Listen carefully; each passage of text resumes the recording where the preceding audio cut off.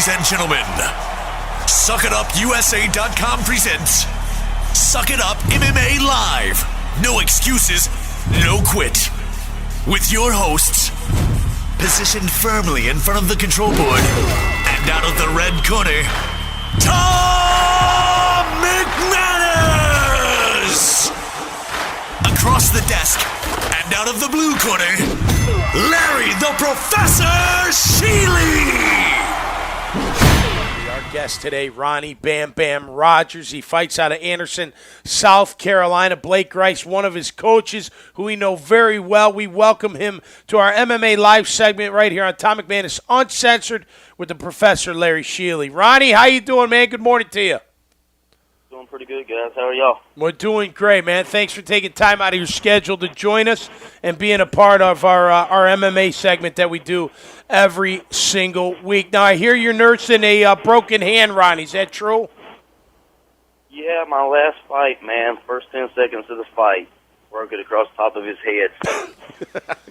Across top of his head. Was it your right hand or left hand, Ron?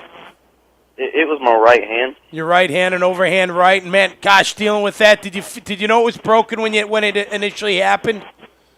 No, not really. I guess the adrenaline going. I felt that there was something wrong with it, but first thought wasn't that it was broken. But right after the fight, man, it was swollen. It was clearly broken. You could tell. How does that affect training? After you get done with your fight and you look forward to the next fight, does that set you back for a couple months? What actually happens in the life of an MMA fighter when you have a broken hand like that? Man, it's a pain. You can't do anything, really. They casted it. So, at the first couple of weeks, I really couldn't do anything just because of the pain. But after that dulled a little bit, I was still able to do some bag work, some pad work. But, all you can use is my left hand. So it was a huge setback. Not much I could do as far as cardio-wise, other than just run, pretty much. Now, Ronnie, is the break more of like the boxer break out on the end of the pinky, or did you break it across the middle? It was actually the thumb area. Oh, okay. The thumb. It just kind of like skidded the top of his head, pretty much. Right. So the recovery on that's longer than if it's on the outside of the hand. Is that correct? That I'm not sure of. Yeah, it is. It was about a 6-week recovery. Like I have the cast off now, but it's still bothering me. It's still set back. My wrist is weak, I guess, from being casted and not being able to move it. Right. Well, I was talking to Blake yesterday. Blake Grice, who is a UFC referee, and he's been on our show, by the way. He's your Muay Thai coach, right? Yeah, he is. Yeah, and he said you've been with him a while. He speaks very highly of you. And one thing that he mentioned that it's different than a lot of guys is that you live in Anderson, South Carolina, and to date you have stayed in Anderson and doing all your training out of Anderson with not many more, if any more, pro fighters. How do you think that affects your performances as you move forward? Does it limit you, or do you think you can reach the top levels from Anderson, or do you think you'll need to go over to Atlanta or somewhere to get some more training? I think eventually I will have to make that move. I have a daughter, though, so I can't really just up and move and leave her behind. Right. But, I've traveled a few times to Athens, Georgia, training with the Hardcore Gym. Oh, yeah. They have top-name guys out of there. Yeah, top-notch guys. We know Yeah. Rory and Adam real well. Yep, absolutely. So I've done some training with them, and they've helped me out. Of course, they would be able to help me get to the next level. But as far as Anderson, South Carolina is just not really. It's only been legal, I think, a little over a couple of years. So it's not really boomed and banged, So you don't have a lot of guys who have reached that next level. I'm one of the maybe two of the top pro fighters in South Carolina.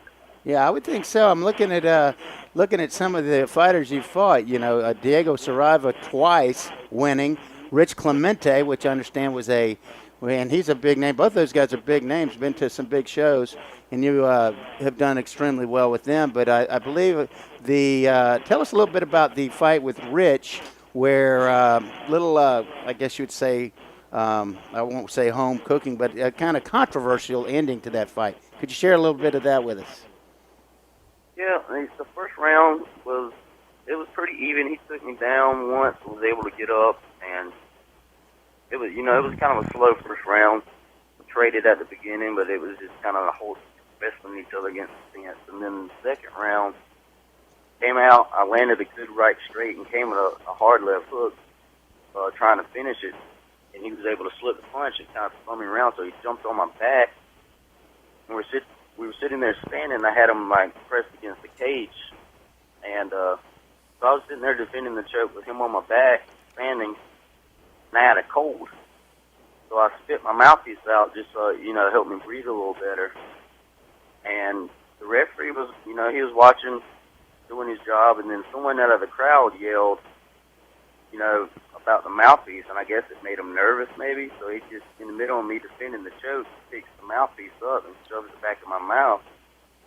And me having to turn my head just that tiny little bit, Rich, you don't want someone like Rich coming on your back, no. And a choke, having to worry about someone else. You know what I'm saying? and just that little turn, he was able to sink the choke in, and he's sitting there getting choked. I held my hands out to the referee, what is it to do?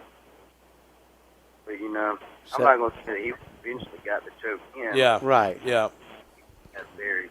Yeah, you guys are all about living no excuses, man. You do whatever you can to get the victory, and if you don't, you look at it and just say, man, I got to get back in the gym and get better at what I'm doing. Bam, what's next for you, man? What's the next fight on the agenda? I was scheduled to fight June 15th, but I decided not to go back that early with my hand because it's not 100%. Plus cardio from not being able to train. So as of right now, there's really nothing set. There's been talk in a couple months of fighting in Costa Rica. So I'm waiting to get more details back about that. But as of right now, there's nothing set on. Well, listen, man, you heal up and you keep that chin up, buddy. You got a great future ahead of you. I know it sucks getting hurt. Trust me, as a former athlete myself, nothing worse when the body doesn't hold up and the heart and soul is ready to go. But take your time, get healthy, come back better than ever, man. We look forward to watching. I tell you this, Larry, never been knocked out. Bam Rogers right here. That's incredible. That That's great. says a lot about him. He's a tough dude. They're all tough, but that says a lot about you. And I know you've been doing it for a long time. And we just want to thank you for joining us, Ronnie, and all the best to you, brother. All the best in your future in the MMA. Thank you, sir, man. Thanks for having me. All right, there you go. Say hey to Blake for us, buddy. Yeah, please do. Blake's great. Ronnie Bam Bam Rogers, our guest today on MMA Live. This has been a production of SuckItUpUSA.com and EIGProductions.com. Heard exclusively on the Suck It Up Radio Network.